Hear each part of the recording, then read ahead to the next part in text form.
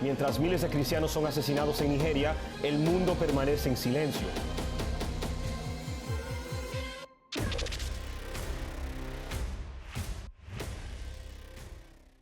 Venimos hablando algunas semanas acerca de este tema contracultura. Es la serie que hemos estado tratando y esta semana estuve pensando en esa palabra cultura, porque es muy fácil de repente a veces hablar, explicar algo, pero cuando hablamos de cultura, no solamente estamos hablando de algo que está afuera. La cultura es parte de nosotros. La cultura es parte de quiénes somos. Por eso es tan difícil y sería hermoso poder sencillamente decir, los invitamos a ir en contra de la corriente, a ser parte de esta contracultura cristiana y que sucediera y ya.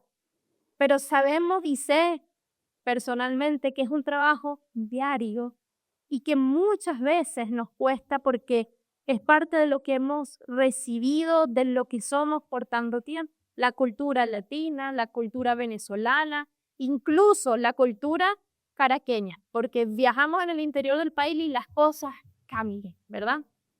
Por eso es que necesitamos entender que en esta tarea de ir en contra de una cultura en el mundo, necesitamos conocer cuál es la cultura del reino de Dios y lo que Él tiene para nosotros. Cada uno de nosotros, como familia, somos diferentes.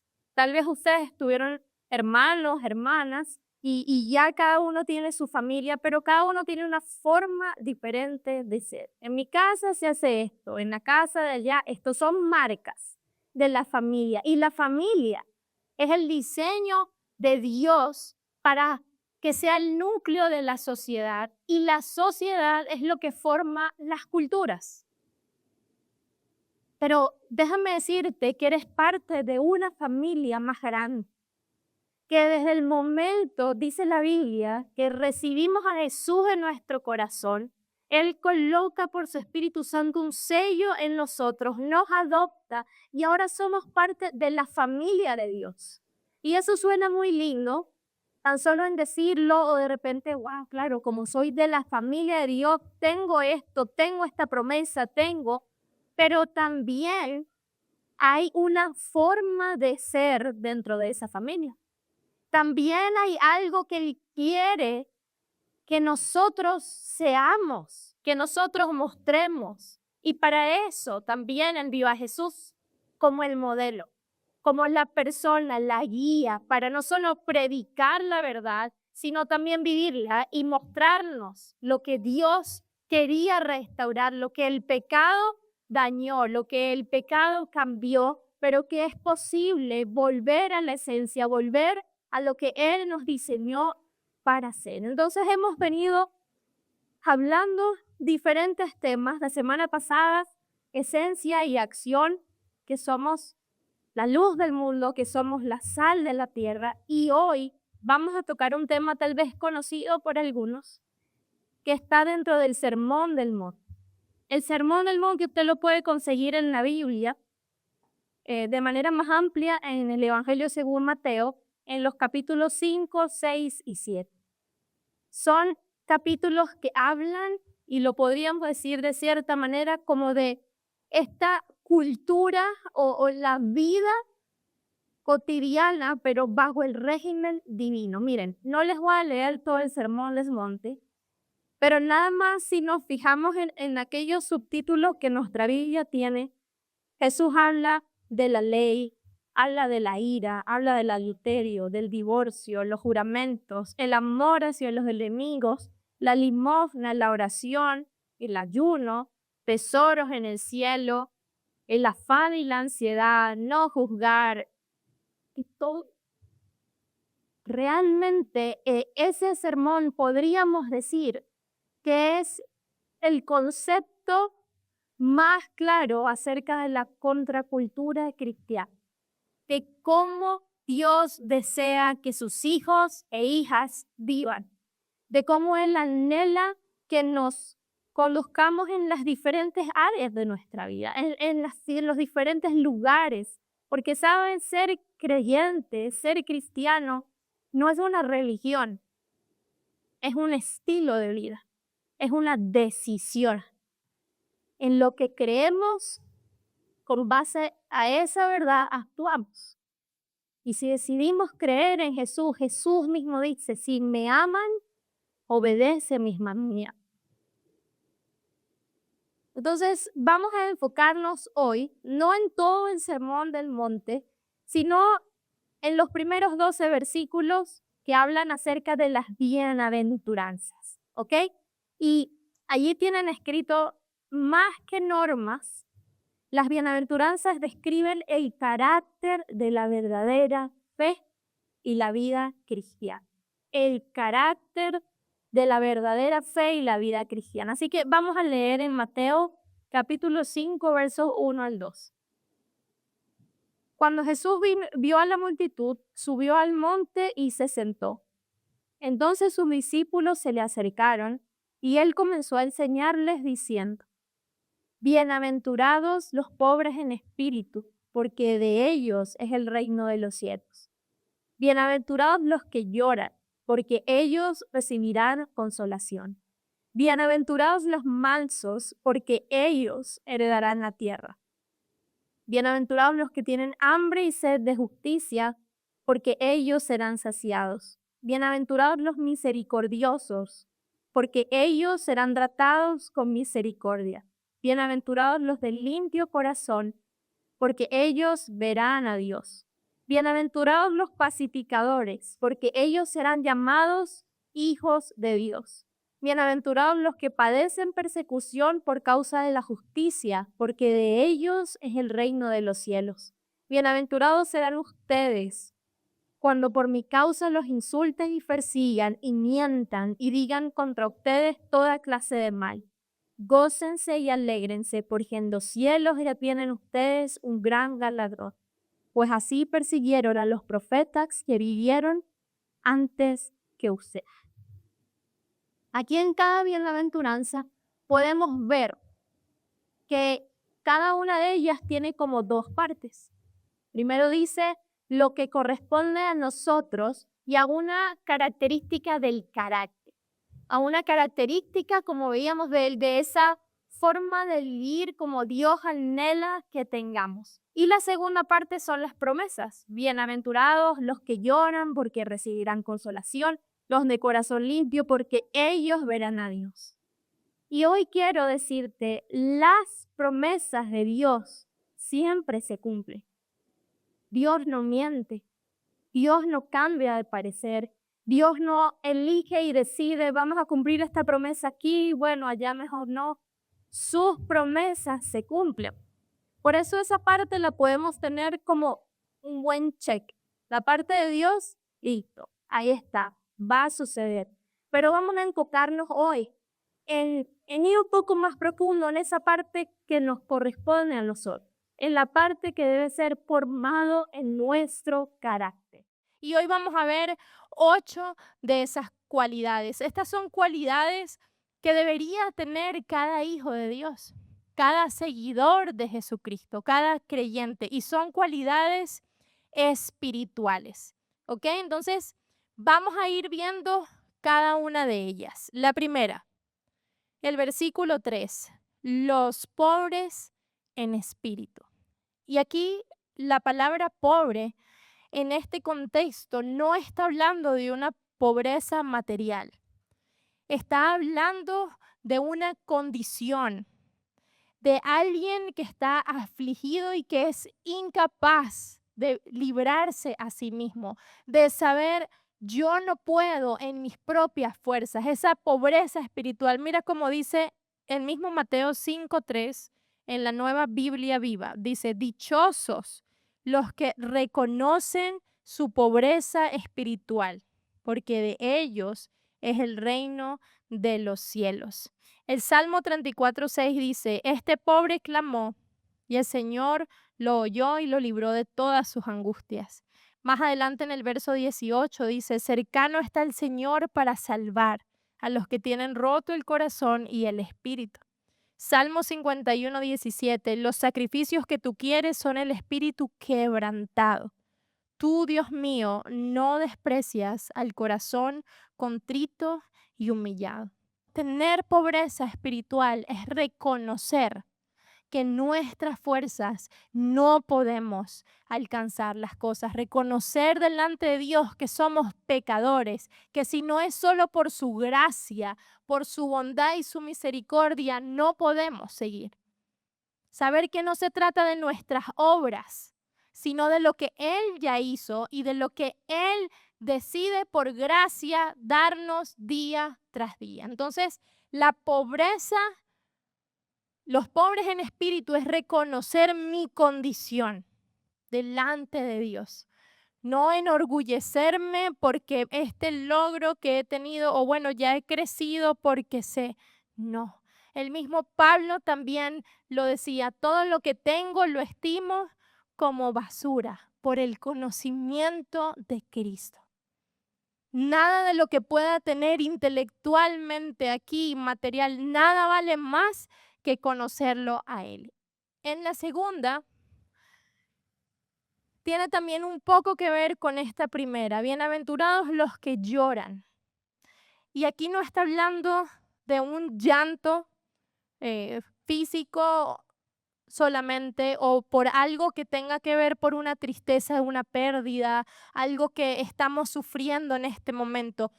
Está hablando de esa aflicción, es el lamento por nuestra propia condición.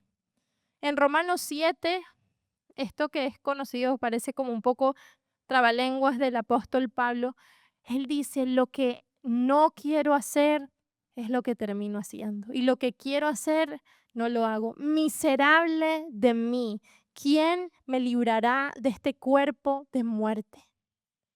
Él realmente está diciendo, Dios, me lamento e incluso lloro. Porque no puede ser que tengo en mi mente tus palabras, tus preceptos, quiero cumplir, pero a veces permito que esa naturaleza pecaminosa gane. Cedo. Pero bienaventurados los que lloran, porque recibirán ese consuelo. Y yo comentaba en la primera reunión que muchas veces, no sé si a alguno de ustedes le ha pasado, pero a mí me ha pasado. Hay momentos en los que yo me puedo desahogar con algún amigo o con algún familiar y decir, no puedo cambiar esto en mí. Es más, lo intento y de repente puede ser un día bueno, otro día y al tercero, cúnchale, otra vez volví a hacer lo que no quería. Y con Dios más de una vez me siento, a veces lo escribo, la oración escrita y termino llorando, pero porque sé que es el único que puede cambiar mi situación, es el único que no solo puede cambiar mi situación, sino cambiarme a mí. No tengo el poder, Señor, en mis fuerzas no lo he logrado. Y por eso estas dos primeras bienaventuranzas van de la mano, la pobreza espiritual, el pobre en espíritu y el que llora y se lamenta por su naturaleza pecaminosa, se lamenta cuando falla, cuando sabe que ha hecho algo contrario a lo que Dios anhela. Y mira lo que dice la Biblia en Esdras 10. Mientras Esdras estaba en el templo de Dios de rodillas y orando, llorando y confesando sus pecados, una gran multitud de israelitas se le unió. Eran hombres, mujeres y niños que lloraban amargamente. Y en este momento no solo Esdras oraba por él y sus pecados, sino los de un pueblo. Señor, perdónanos.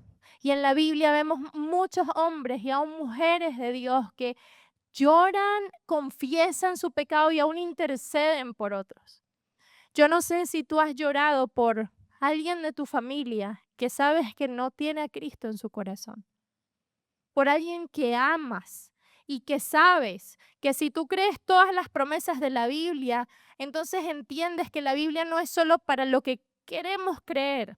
La Biblia dice que la única manera de recibir la vida eterna es confesar a Jesucristo como nuestro Señor y Salvador, recibirlo en nuestro corazón y luego decidir vivir como Él vivió, seguirlo como nuestro maestro, como el que nos guía, el buen pastor. Si no nos duele ver a alguien que amamos y pensar, si esta persona muere hoy, ¿a dónde se va? Ese es el llanto. Y sabes, antes de avanzar, había un detalle que me parece tan importante. La palabra bienaventurados significa dichoso y habla como un estado de alegría pleno y completo, satisfecho totalmente. Pero aquí Jesús no está hablando de una felicidad como la conocemos tú y yo, un poco subjetiva, que tal vez lo que te hace feliz a ti no es lo mismo que me genera felicidad a mí. Aquí Jesús lo que está hablando es cómo Dios nos ve y cómo Él declara que son las personas que tienen este carácter. Son felices, son plenos, están llenos, dichosos. Los que lloran, los pobres en espíritu, los pacificadores, así los ve Dios. Así es la manera como el retrato, bienaventurados, porque Jesús está dando ese testimonio. Son felices los que son de esta manera, los que tienen estas cualidades en su carácter.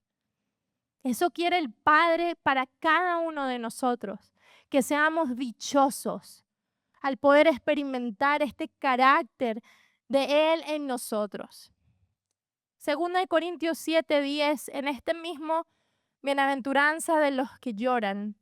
Aquí el apóstol Pablo dice, la tristeza que proviene de Dios produce arrepentimiento para salvación, y de esta no hay que arrepentirse. Pero la tristeza que proviene del mundo produce muerte. ¿Sabes?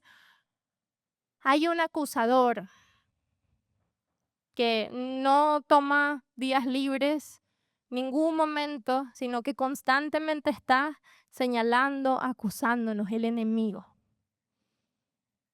Y cuando él te acusa, el sentimiento que nos genera es culpa. Uy, pero la culpa me señala y la culpa me aleja. Aquí la Biblia dice que sí hay un sentimiento de tristeza que viene de ti, que produce el mismo Espíritu de Dios en nosotros, pero es para arrepentimiento. Por supuesto que nos vamos a sentir, fallé en esto, pero cuando ese sentimiento me lleva a acercarme, a confesar mi pecado y a pedir perdón, esa es la obra de Dios en tu vida. Porque Él no está para señalarte. La palabra de Dios dice que no hay condenación para los hijos de Dios, que Él no nos condena, que hay gracia sobre gracia, pero Él sí nos dice, pero ven y estemos a cuentas. Ven y confiesa tu pecado, y Él es fiel y justo para perdonarte y limpiarte de toda maldad. Entonces, muy importante, la culpa no es de Él, la culpa te aleja, pero esta tristeza que me lleva a arrepentirme me acerca a su presencia. Ayer me ocurrió algo, pues no es chistoso, pero pues después fue, después de que pasó. Mis hijos juegan básquet en el colegio, yo jugué básquet muchísimo tiempo, soy muy apasionada por los deportes en general, me gusta ver los deportes, los disfruto. Tengo un grupo de amigas mamás de otros niñitos y estábamos en el juego y le hacen una falta a Mateo, al más chiquito. Entonces le tocaba lanzar 2 tiros libres y bueno, yo ahí, pero estaba muy lejos de la línea y yo diciéndole, Mateo, acércate, acércate, Mateo, pero gritando. Entonces una de las amigas que está enfrente, como 3 veces, cállate, me mandó a callar. Ella era parte del mismo equipo, pero era como ella queriéndome decir que ya pues que dejara a Mateo quieto, pero yo era como, "Pero". Y en ese momento la euforia, primero a nadie le gusta que lo manden a callar, o bueno, a mí pues, voy a hablar por mí, pero ya era como a la segunda y la tercera, ¿qué te pasa? Cállate tú. ¿Qué haces? ¿Qué así? Pero inmediatamente en mí me vino un, ¿por qué yo hice esto? Podía haberme callado y ya, dejarlo o decirle de otra manera. ¿Pero por qué? No es porque, ay, me tengo que mostrar de una manera, no. Es porque yo quiero agradar a Dios. Y yo lo quiero agradar aquí con ustedes, pero yo lo quiero agradar allá en el básquet también. Yo lo quiero agradar en donde yo esté. Yo no quiero ser tropiezo para nadie, decir: "Ay, mira esta, y mírala allá, y mira", no. Y vamos a ver más adelante que en las bienaventuranzas también nos hablan de eso, de cuán íntegros somos. Y ya en la tarde yo, bueno, Señor, perdón. Ayúdame porque son muchas emociones las que siento. Y les cuento esto porque es algo tan sencillo, algo tan cotidiano, pero sabes, lo decía al inicio, la vida cristiana es eso, es diaria, es cotidiana, es desde que te levantas hasta que te acuestes. No es algo que haces, es algo que eres. Eres parte de la familia de Dios. Eres parte de sus hijos y Él espera de nosotros un cambio. Él espera de nosotros no perfección, pero para eso Él envía a su Espíritu Santo a ayudarnos en nuestra debilidad, porque claro que somos débiles. En, Antes de seguir a la tercera, en Mateo 6, Jesús en este sermón del monte empieza esta frase diciendo: no sean como ellos. Y por eso el nombre de esta prédica, porque el anhelo del Padre al enviar a Jesús, al mostrarnos su palabra, es mostrarnos una manera diferente de vivir, contraria, distinta. No tenemos que parecernos. Literalmente es: no seas como ellos. Y yo obviamente venía estudiando este tema y la primera frase en mi mente, después de que dije, cállate tú, no seas como él. Pero gracias a Dios por Cristo, porque si yo me arrepiento, no solo me perdona, estoy segura que Él me dará la capacidad para mejorar en circunstancias así y en lo que venga, porque lo tenemos a Él. La tercera dice, los mansos. Bienaventurados los mansos, el versículo 5. Esta palabra en griego, praus, significa suave, humilde, considerado. Por eso en otras versiones ustedes pueden ver este manso como bienaventurados los humildes. Y Jonathan en prédicas anteriores se tomó el tiempo de explicarnos qué es la verdadera humildad. Tener un concepto de nosotros claro. Pero aún la Biblia dice, y tengan a otros en alta estima, mayor que ustedes. Esa es la verdadera humildad, saber que puedes servir a otros, saber que puedes perdonar al otro, que puedes incluso tú ponerte por debajo y que eso no cambia quién eres tú. Eso no cambia la identidad que Dios te ha dado, eso no te hace menos. A diferencia de lo que el orgullo habla a nuestro corazón, ¿no? ¿Cómo te vas a dejar? Tienes que tener dignidad, tienes que tú mismo ser y hablar, claro, porque si no me defiendo yo, ¿quién me defiende? Bienaventurados los mansos, porque ellos heredarán la tierra. Mira lo que dice el Salmo 37:11, pero los humildes heredarán la tierra y disfrutarán de gran bienestar. Y conseguí este concepto de humildad del doctor Lloyd Jones. Dice, la humildad es básicamente tener una idea adecuada de uno mismo, la cual se manifiesta en la actitud y conducta que tenemos hacia otros. El verdaderamente manso es el que vive sorprendido de que Dios y los hombres puedan pensar tan bien de él y lo traten tan bien como lo tratan. Y me parece tan importante, no es solo tener esta idea adecuada de nosotros, pero dice que esto se debe manifestar en la actitud y la conducta que tenemos hacia otros. Debe ser diferente. No es, bueno, ahora tengo que ser el menso, ay, bueno, humilde, porque el que se encarga de exaltarnos es Dios. Buscar que sea Él, el que nos coloque en el lugar que Él tenga para nosotros, el que nos defienda, el que hable por nosotros. Versículo 6. Bienaventurados los que tienen hambre y sed de justicia.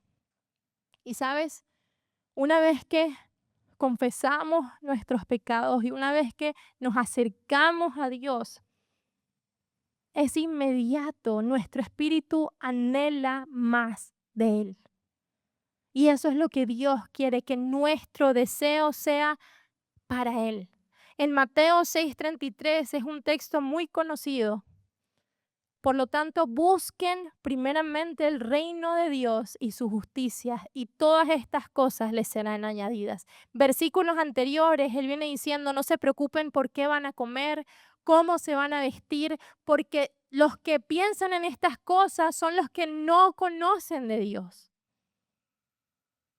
En cambio, ustedes busquen el reino de Dios y su justicia. Y sabes, todos los días estamos buscando algo. Todos los días estamos queriendo y anhelando algo. Tal vez estás anhelando un trabajo mejor, te levantas y estás queriendo hacer las cosas mejor para tu familia, tener un mejor ingreso, cambiar esto, hacer lo otro, verte diferente.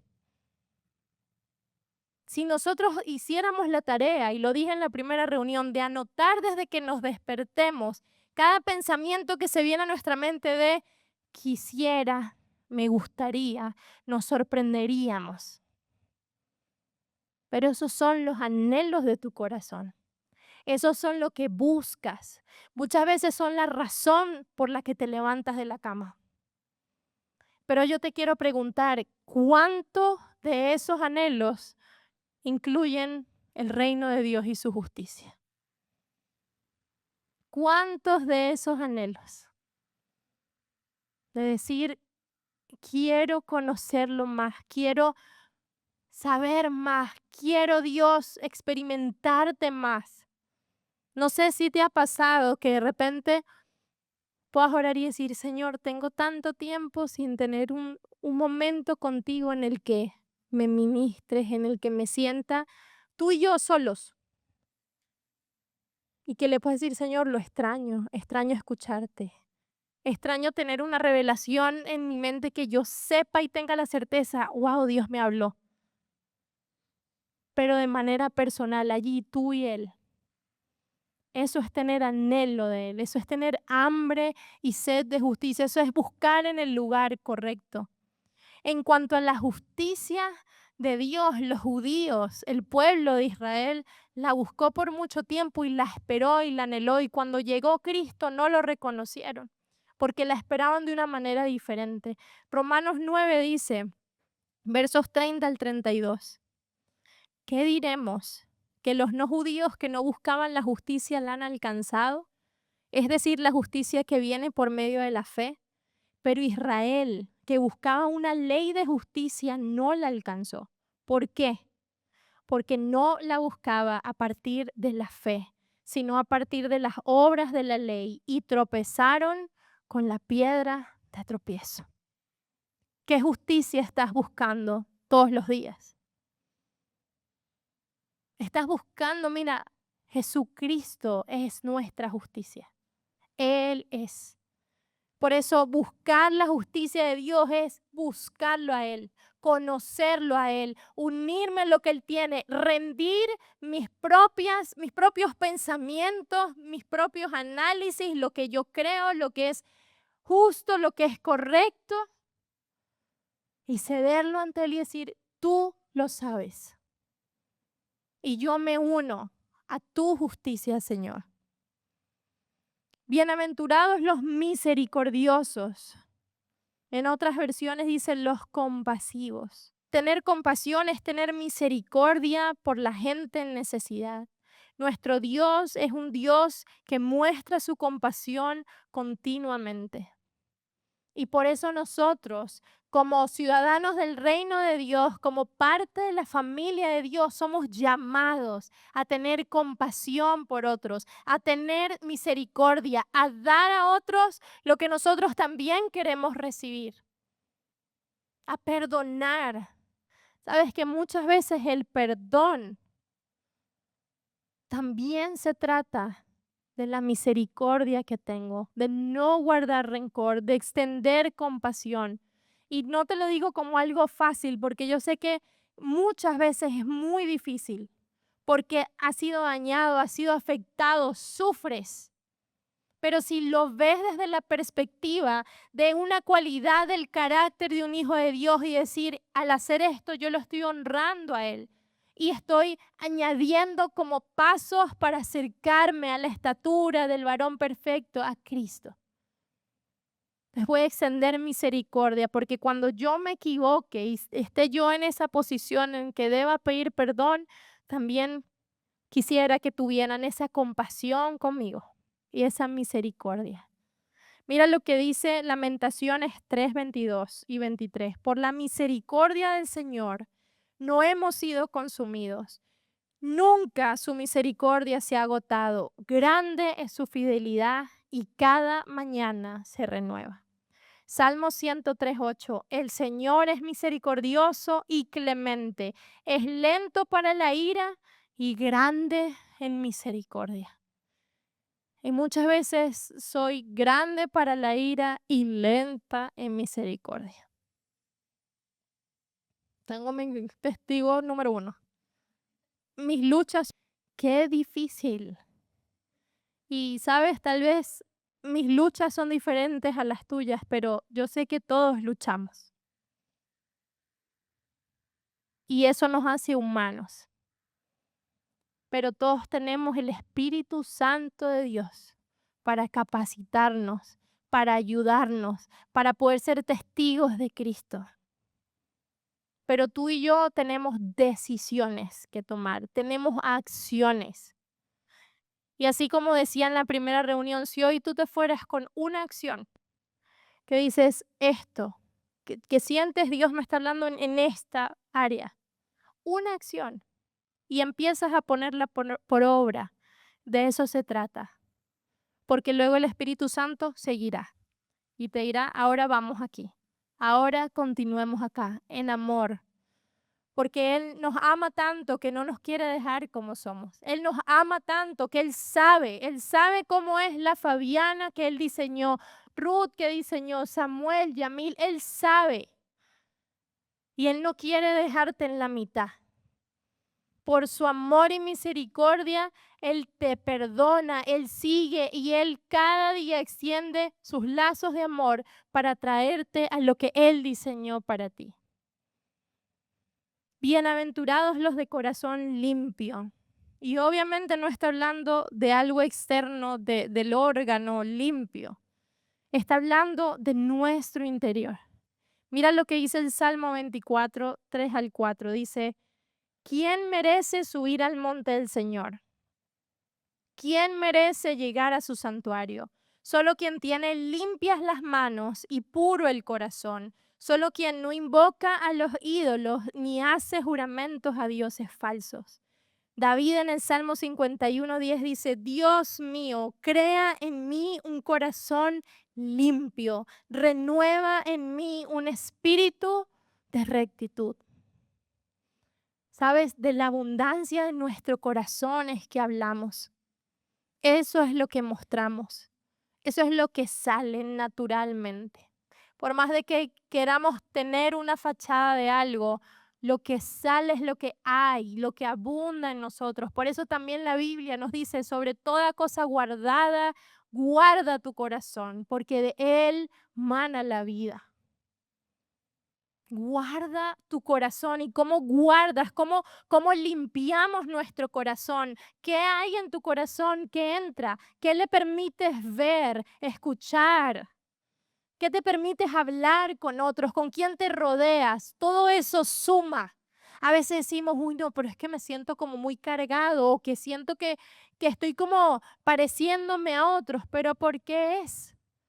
¿Dónde pasas la mayoría de tu tiempo? ¿Con quién hablas? ¿Con quién tomas el tiempo para decir, no, déjame, estas conversaciones me ayudan?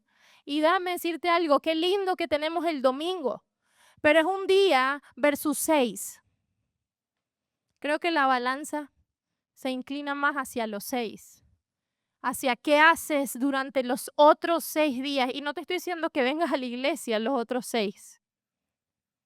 Pero sí que decidas quién es tu compañía, de qué te alimentas. Muchas veces, y se los he compartido aquí mismo, yo he tenido que cerrar mis redes sociales y decir, necesito desintoxicarme un poco.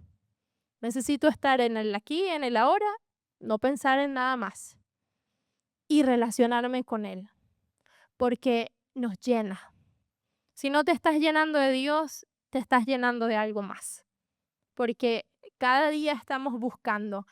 Jesús trató muy fuerte el asunto del corazón limpio estando aquí en la tierra. Y mira lo que dice a los fariseos. En Lucas 11:39, pero el Señor le dijo, ustedes los fariseos limpian por fuera el vaso y el plato, pero por dentro están llenos de robo y de maldad. Los de corazón limpio son personas absolutamente sinceras, que aborrecen la hipocresía, que son íntegras. De nada nos sirve aparentar. Dios conoce nuestro corazón. Bienaventurados los limpios, los de limpio corazón, porque ellos verán a Dios. Ellos verán a Dios. ¿Cómo estás guardando tu corazón? Vamos al verso 9. Dice, bienaventurados los pacificadores o los que trabajan por la paz. Hebreos 12:14 dice, procuren vivir en paz con todos y en santidad, sin la cual nadie verá a Dios. Todos estamos llamados a trabajar por esa paz, a vivir en paz, a entender que nuestro Dios es el autor de esa paz y de la reconciliación. Colosenses 1:20 dice, por medio de Él, de Jesús, reconciliar consigo todas las cosas, tanto las que están en la tierra como las que están en los cielos, haciendo la paz por medio de la sangre de su cruz. En Efesios 2:15-16 dice, y al abolir en su propio cuerpo las enemistades, Él, Jesús, puso fin a la ley de los mandamientos expresados en ordenanzas para crear en sí mismo de los dos pueblos una nueva humanidad, haciendo la paz y para reconciliar con Dios a los dos en un solo cuerpo mediante la cruz, sobre la cual puso fin a las enemistades. Somos hijos de Dios y debemos hacer lo que Él hace. Y Él nos envía a reconciliar al mundo con Él. Al profeta Oseas le tocó muy difícil porque incluso lo hizo casarse con una prostituta para mostrarle el plan. No te estoy diciendo que Dios va a hacer eso contigo, pero tal vez Dios tiene lugares oscuros y difíciles en donde no es muy bonito predicar, pero Él te quiere a ti en ese lugar. Dios anhela hijos e hijas en cada área, en cada lugar, en cada hueco. Porque ¿cómo conocerán de Él si nadie les habla? Por eso necesitamos despojarnos de la religiosidad. De que es esta forma, es esta manera, pero si no le digo así, y si me ven con esta persona, Jesús se sentó con pecadores y fue juzgado. Pero Él lo hizo para mostrarnos que es el amor lo que rescata, lo que salva, lo que vale más, que es el amor, que no estamos llamados a juzgar, que estamos llamados a hablar la verdad y hablarla en el amor. Mira, te podrá parecer superficial este ejemplo que te voy a dar. El martes, con este equipo de béisbol que resultó campeón, muchos exaltan la obra de algunos de sus jugadores cristianos, pero incluso hay algunos que lo critican y que lo llaman como show. Pero yo quiero decirte, lo vi en vivo porque viendo el juego, lo que Eugenio Suárez, al hacer ese doble que impulsó la última carrera, al llegar a la segunda base, luego lo vi en cámara lenta, ¿no? Que lo colocaron, pero allí apenas él llegó y vio que llegó esa carrera, lo primero que hizo fue mirar al cielo y decir, fuiste tú, Padre, gracias.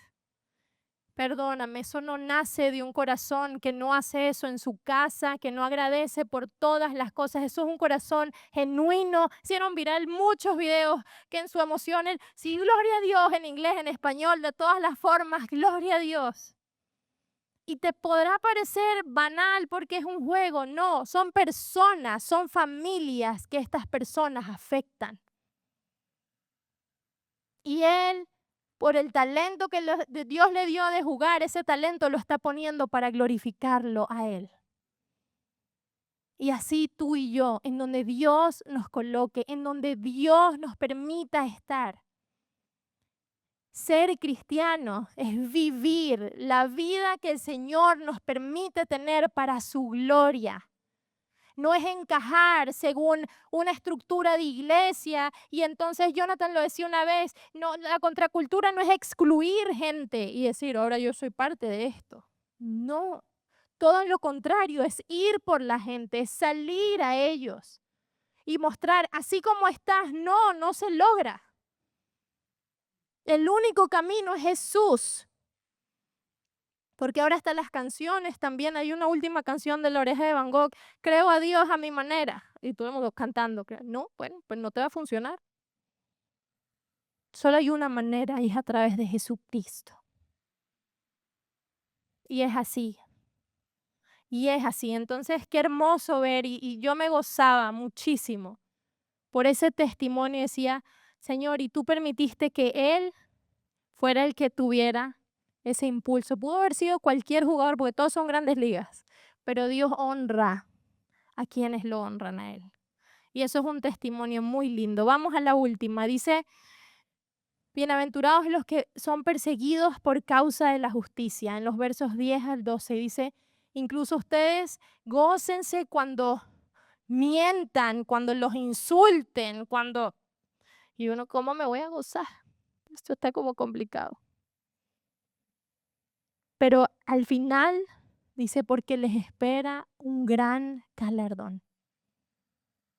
Y en Hebreos también, Hebreos 12 dice, puestos los ojos en Jesús. Cuando nosotros tenemos los ojos, la mirada puesta en el fin, en la meta, en el galardón, en la promesa, entonces no va a importar lo que nos digan. Y créeme, yo sé y entiendo, a nadie le gusta que te excluyan, que te miren feo. Ojo, y eso nos pasa a nosotros, porque en otros países es literalmente ahorita que te persigan, que te maten. Pero mira lo que dice Hechos 5 de algunos apóstoles. Dice, así que llamaron a los apóstoles y después de azotarlos, les advirtieron que no siguieran hablando en el nombre de Jesús y los pusieron en libertad. Los apóstoles salieron del concilio felices de haber sido dignos de sufrir por causa del nombre, por causa de Jesús. Y todos los días no dejaban de enseñar y de anunciar en el templo y por las casas las buenas noticias acerca de Cristo Jesús. No dice que solo los tenían detenidos, dice que los azotaron y los amenazaron. No van a enseñar más. Pero ellos, ¿cómo salieron? Miedosos y decir, no, bueno, aquí no fue, nos vamos a otra ciudad porque no se logró. Felices de haber sido dignos de sufrir por Cristo. Y siguieron con ánimo y con alegría, como que con mayor auge, hablando. Y tú y yo, porque alguien nos hace el feo, ya de una es como, bueno, mejor aquí no sigo hablando. Otro hijo de Dios tendrá que venir a hablarle a esta persona, porque ya conmigo no fue.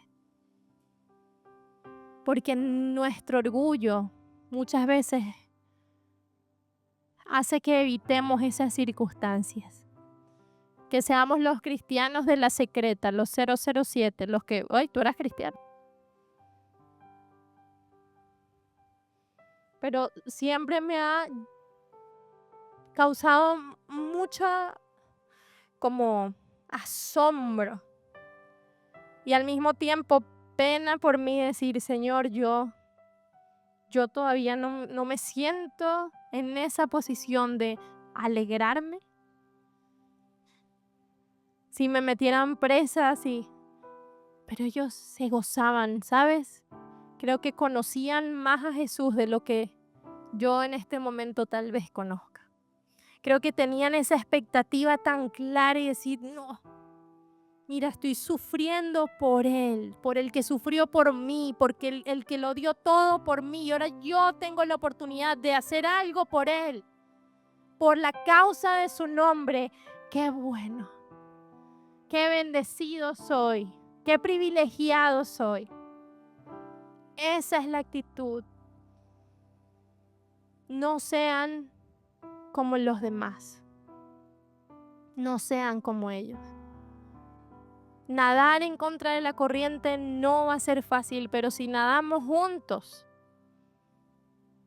podemos hacer una diferencia más grande. Y por eso la importancia también de estar, congregarnos, de apoyarnos de una familia de la fe, que cuando uno cae, el otro rapidito, vente, vente. No te quedes ahí, dale, tranquilo. Pero es que no tengo ganas, no importa, yo te acompaño, yo te llevo. Estas bienaventuranzas nos hablan del carácter que necesitamos para poder vivir esa contracultura.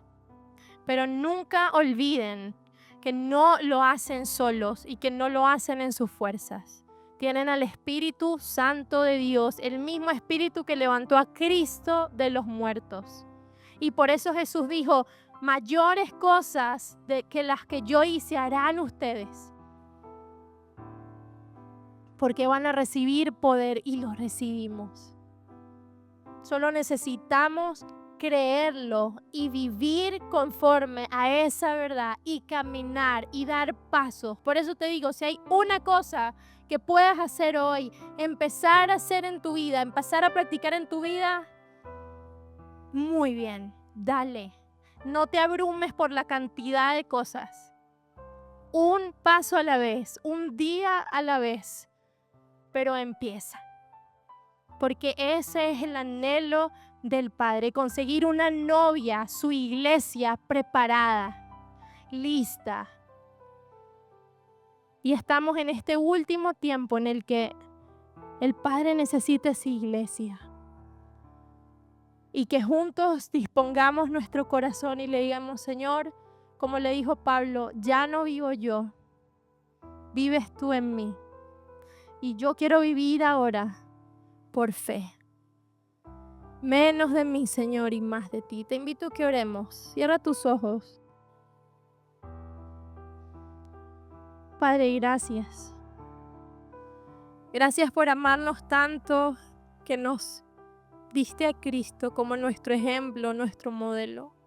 Gracias por amarnos tanto que nos dejaste tu palabra como esa guía. Y a tu Espíritu Santo para revelar esa palabra, para ayudarnos. Queremos tener el carácter que estas bienaventuranzas nos muestran. Dile allí, Señor, yo quiero, yo anhelo tener y forjar en mí ese carácter, Señor, no solo por las promesas que están allí, no, lo hago porque quiero glorificarte a ti, porque quiero ser un buen testigo tuyo. Ayúdame, Señor, en mi debilidad. Ayúdame, Señor. Háblame, muéstrame en qué área necesito empezar a trabajar, Señor, y yo lo hago. Yo me dispongo. Yo me dispongo, Señor. Ayúdanos, Señor. Ayúdanos en nuestra debilidad. Vamos a tu propia oración, iglesia, porque Él te escucha, porque Él está aquí contigo.